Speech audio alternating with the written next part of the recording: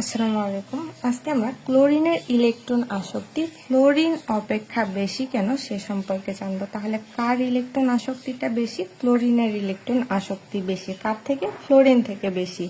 আমরা সাধারণভাবে দেখি যে পর্যায় সারণীতে একটি গ্রুপে যতই নিচের দিকে যাওয়া যায় মৌলের ইলেকট্রন আসক্তি ততই কমে।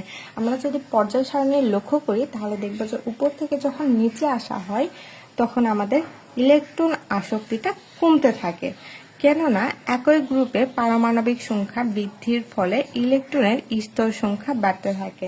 আমরা জানি যে যখন আমাদের একই গ্রুপে পারমাণবিক সংখ্যা বাড়ছে, মানে উপর থেকে নিচে আসছে, তখন এদের পারমাণবিক সংখ্যা বৃদ্ধি পায়।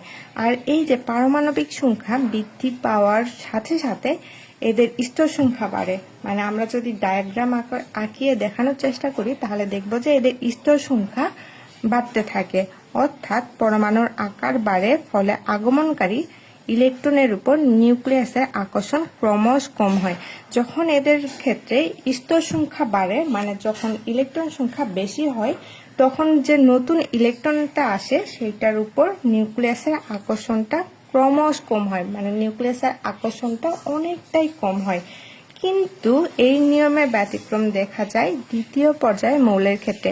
দ্বিতীয় পর্যায়ের মৌলগুলো কি কি? Fluorine, chlorine, bromine, iodine, astatine. মানে এদের ক্ষেত্রে আমরা দেখতে পারবো যে এদের ক্ষেত্রে ব্যতিক্রম দেখা যায়। এই নিয়ম অনুসারে হ্যালোজেন মৌলসমূহের মধ্যে ফ্লোরিনের ইলেকট্রন আসক্তি সব থেকে বেশি হওয়া উচিত ছিল। যদি আমরা উপরের এগুলো দেখি তাহলে দেখব যে যখন নিচে থেকে উপরে আসছে তখন ফ্লোরিনের থেকে ক্লোরিনের ইলেকট্রন সংখ্যা বেশি, তাই না? তাহলে আমাদের ইলেকট্রন সংখ্যা বেশি হওয়ার কারণে ক্লোরিনের স্তর সংখ্যা বেশি। এই স্তর সংখ্যা বেশি হওয়ার কারণে যখন আমাদের ইলেকট্রন আসে বা আগমনকারী নতুন কোনো ইলেকট্রন আমরা অ্যাড করি তখন এর উপর নিউক্লিয়াসের আকর্ষণটা কম হওয়ার কথা ছিল, কিন্তু ফ্লোরিনের ইলেকট্রন আসক্তি ক্লোরিন অপেক্ষা কম।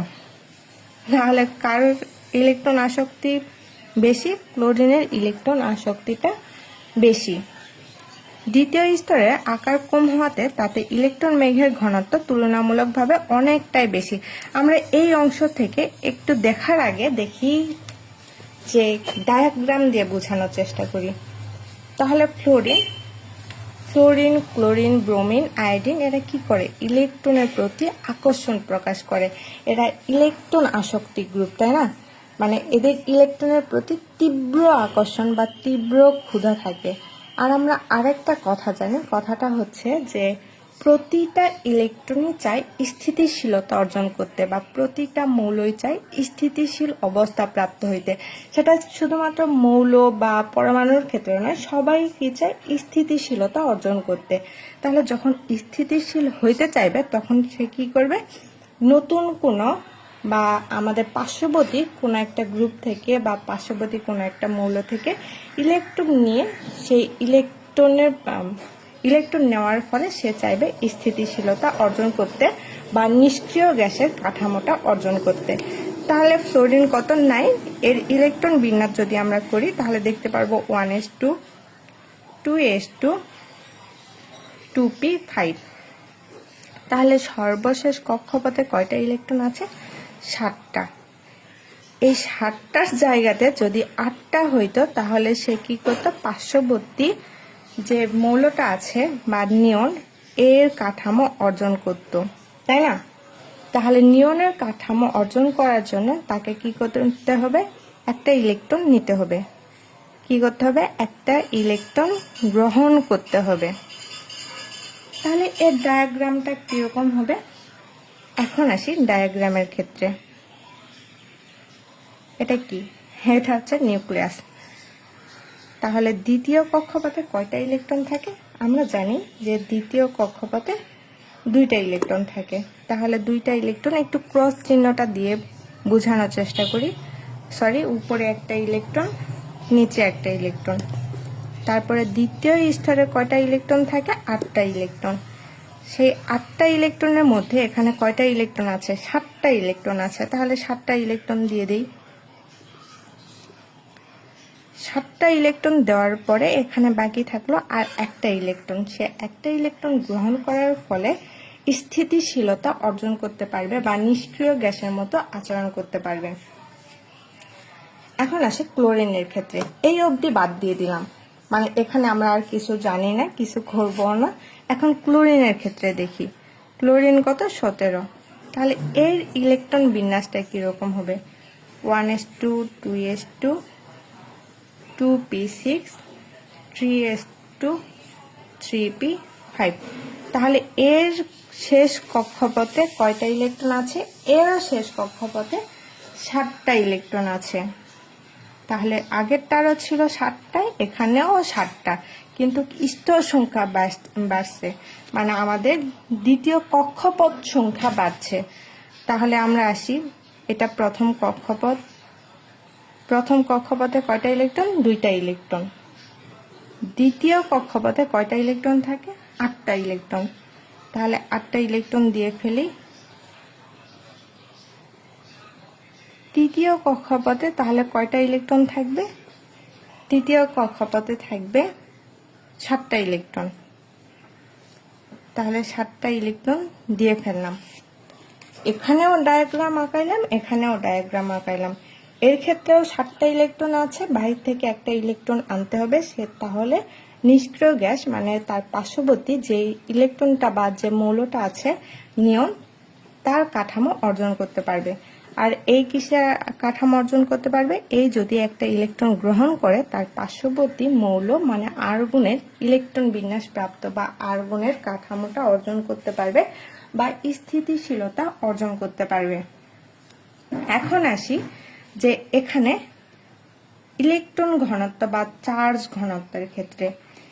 এখানে যখন আমরা ইলেকট্রন দিব, আমরা জানি যে ইলেকট্রন নেগেটিভ চার্জ বিশিষ্ট। ইলেকট্রন কি? নেগেটিভ চার্জ বিশিষ্ট। তাহলে এখানে তো আগে থেকেই ইলেকট্রন ছিল, তাই না? তাহলে আগে থেকে ইলেকট্রন ছিল, আর আমাদের যখন ফ্লোরিন 9 মানে 9টা ইলেকট্রন আছে, সেহেতু এর আকারটা ক্ষুদ্র, মানে এর আকারটা ছোট। আর যদি ক্লোরিনের ক্ষেত্রে আসি, ক্লোরিনেও নেগেটিভ চার্জ বিশিষ্ট আছে, মানে আগে থেকে যে ইলেকট্রন ছিল, আমরা জানি ইলেকট্রন একে অপরকে বিকর্ষণ করে। তাহলে এর ক্ষেত্রেও ইলেকট্রন একে অপরকে বিকর্ষণ করবে, এর ক্ষেত্রেও ইলেকট্রন একে অপরকে বিকর্ষণ করবে। কিন্তু এখন আসি আকারের ক্ষেত্রে। এই ফ্লোরিনের যে আকারটা সেইটা ক্ষুদ্র, মানে ফ্লোরিনের আকারটা কম, এবং ক্লোরিনের আকারটা বড়। এখানে আকার ছোট বড় হওয়ার কারণে এখানে বিকর্ষণের মাত্রাটা আসি। এখানে যে বিকর্ষণ করবে ইলেকট্রন একে অপরকে, আকার ছোট হওয়ার কারণে এখানে বিকর্ষণের মানটা বেশি হবে। মানে আমরা যদি এই যে বাহির থেকে যদি কোনো একটা ইলেকট্রন দেই এখানে, তাহলে যে বিকর্ষণটা করবে তার থেকে ক্লোরিনের বিকর্ষণের মানটা কম হবে।